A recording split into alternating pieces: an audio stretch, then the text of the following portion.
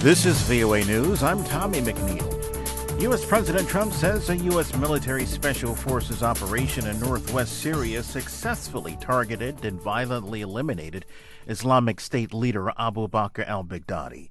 VOA's White House Bureau Chief Steve Herman reports. Speaking in the White House diplomatic room for nearly 50 minutes, Trump announced the Islamic State leader detonated a suicide vest in a tunnel, also killing 3 children, when he was confronted by the U.S. force, which lost no personnel. The president says Baghdadi was screaming, crying, and whimpering in his last moments. He didn't die a hero, he died a coward. Baghdadi's remains were positively identified by DNA testing on site in 15 minutes, according to Trump. The president says the leader's possible replacements as head of the terrorist organization are already in the sights of American forces. Steve Herman, VOA News, at the White House. The chief U.S. peace negotiator for Afghanistan met leaders in Kabul Sunday after arriving in the country on an unannounced visit. His first since President Trump halted talks with Taliban insurgents on ending the Afghan war.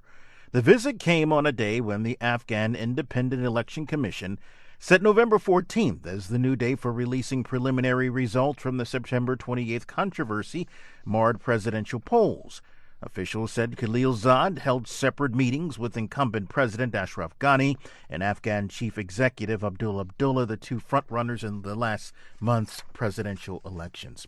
Conservative President Mauricio Macri conceded defeat in Argentina's election Sunday night, paving the way for the country's Peronist center-left to return to power under Alberto Fernandez, as frustrated voters rejected the incumbent's handling of a bruising economic crisis that sunk many into poverty.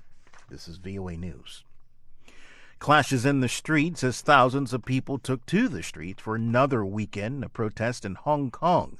This week, the city's governing body formally withdrew the bill that sparked the original protest earlier this year, but that has done little to appease protesters and the leaderless movement, who say they want the government to do more to stave off what they believe is encroaching control from Beijing.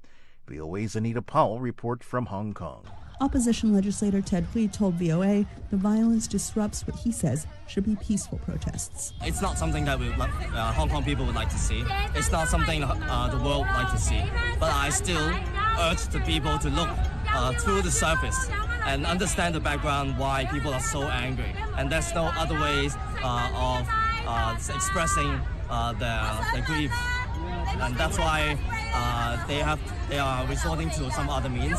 Might not be right, but the government should have responded to the 5 demands, and the problem will be totally solved. In fact, Hong Kong legislators this week formally withdrew the bill that lit the spark of these leaderless protests earlier this year, a controversial extradition bill that would have allowed Hong Kong residents to be tried in mainland China. Anita Powell, VOA News, Hong Kong.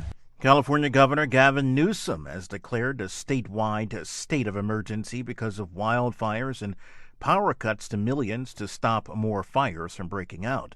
200,000 people have been forced to flee their homes in Sonoma County, north of San Francisco. The county sheriff's office calls it the largest such evacuation anyone can remember. In an AP interview, CAL FIRE spokesman Brendan Hawley says firefighters are battling the blaze on 3 fronts. There's firefighters out doing perimeter control, there's firefighters doing structure protection, and there's aircraft out trying to take the heat out of the head of the fire.